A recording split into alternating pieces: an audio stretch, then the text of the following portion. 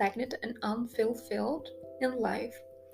And another way to grow is to learn new things, whether it's a new hobby, a new language, or a new skill. Learning something keeps your brain active and engaged. Plus, it's always attractive when someone is passionate and knowledgeable about something. I feel like this is a good thing because, um, let's say you're having your a romantic moment, and okay, when I'm talking about in this situation, and what I'm trying to say now is when I'm talking about romantic moment, I'm not talking about a romantic moment with someone. I'm talking about a romantic moment with yourself. Remember, we're talking about romanticizing our life and having like fairy tale moment with our own selves. So when you're setting yourself goals, you're keeping yourself focused and you're giving yourself a purpose in life. And it's something that is really exciting for yourself. So let's say you're working all day and you have a hobby, or um, you like to do something out of usual, or like you have like you're studying a new language. It's really something that is exciting to do, so you're always looking forward to it. I'm not saying you're not living the moment in like your set life, but like when you have these kind of hobbies and you're trying to set yourself a goal, it kind of makes you excited to actually do it and to achieve it, because you're looking forward to the result as well, and the result is going to be fulfillment. So let's say, for example, your goal is to travel to a certain place, to travel to a certain country, and have this amazing journey to meet people, you're looking forward to it. So this is your goal. This is your excitement moment. So you make sure to plan ahead, to see, like, do your own research, to try to connect with different people to kind of so that they can tell you their best places in their opinion in that certain country or like city. And this is something really, really fun to do, is setting goals and try to keep it light, trying to keep it realistic and not just set goals just for the sake of doing it. But make sure to have fun. Make sure to, whatever you're doing, whenever you're doing it, and for whatever reason you're doing it, that is your purpose, and try to make it like fun and for yourself and never for someone else. Trust me, never for someone else.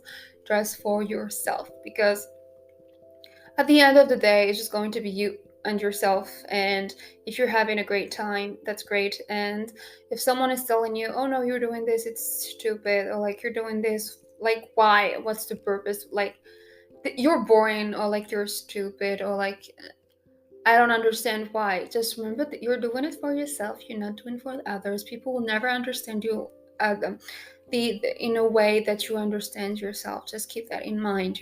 And finally, let's talk about the power of positive thinking, or positivity. So there's something I always repeat to myself, is that thoughts become things, thoughts become things, thought become things. And this is so important. So however you're thinking, it it can be positive or it can be negative in the future, or like in your life. It's going to happen. They reflect, they become things, they become your reality. So if you have always bad thoughts, your reality is going to be bad things happening to you. And if you have always good thoughts or positive thoughts, it also becomes your reality. So try to be mindful when you have thoughts in your mind. And I think something that can really explain this is, I don't know if you've watched or read the book of The Secret, and it's talking about law of attraction.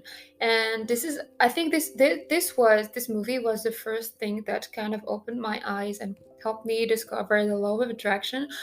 I think it was in university, and so our teacher asked us to bring a movie, or like, no, I remember exactly. It was, he asked us to prepare a project that kind of like that is meaningful to us. So I came across the movie The Secret, and I got really passionate about it, and I wanted to share it with my class. So I decided to kind of go out of my way to go to the theater in our university, because I remember in our university we had kind of a movie theater, and I asked the teacher. So this is my project: is going to talk about the law of attraction and what's the meaning behind it and an actual example. And it was fun because we got to watch a movie and we got to kind of learn something new and something different.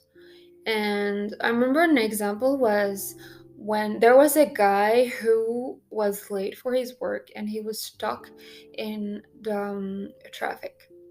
He was scared to be late at work, and this is when the example of thought become things happens. um is the guy was always thinking, oh no, I don't want to be late, oh no, I don't want to be late, oh no, I don't want to be late at work. And the universe, what it hears late work, late work, late work, because you need to choose the exact words that you're saying. It's not just having positive thoughts, it's also using the right words when you have these kind of positive thoughts. So instead of saying, oh no, I'm going to be late for work, or like, oh no, I don't want to be late for work, just say, I'm going to be on time. Doesn't matter. I'm going to be on time. All the lights will be green. And honestly, it's something that I do. For now, like for me now, it became a game. So whenever I'm leaving work, or like I'm leaving to go to work, I'm going to a place, I'm always like, for me, it's a game. I'm like driving, I'm like, let's guess, this light is going to turn green now. Or like all the lights are going to turn green for me, and I don't have to stop a lot in a red light, you know? And it's really something fun. So yeah, this movie was talking about law of attraction. There's also a law of assumption, but that's a different story, but they kind of complement each other. So yeah, so when I was saying your thoughts are and energy have a big impact on your life, the people around you as well. So there's something that Jay Shetty said. He said that we only attract the right people into our lives when we don't hide parts of ourselves.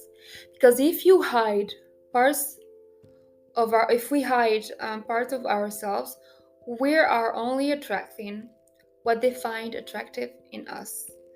And think that the parts that I find attractive are the parts that we have not hidden. And it can be really uncomfortable to not hide parts of yourself, because chances are most of people are not going to vibe with you, but the right people are. The right people are going to vibe with you. With if you show all your parts and you try not to hide, the right people will find you really attractive. You know, they will be your people, and they will be eventually your person if that's the case. And so when you focus on the positive, you attract more positivity in your life. So try to cultivate a mindset of gratitude and optimism, and watch how it transforms your life. Seriously, you have to try to do this. Like, wake up, okay, tomorrow morning, or actually today, whenever you're listening to this podcast, just tell yourself that from now on, I'm just going to think positive thoughts and use the right words, and I'm going to try to cultivate the a mindset of gratitude and a mindset of optimism. Trust me, it will change your life to the good. Seriously. So that's it for today's episode on romanticizing your life and having that main character energy. I hope that you have learned some new ways to add growth and energy to your romantic life or romanticized life. Thank you for listening. Have a beautiful day. Bye.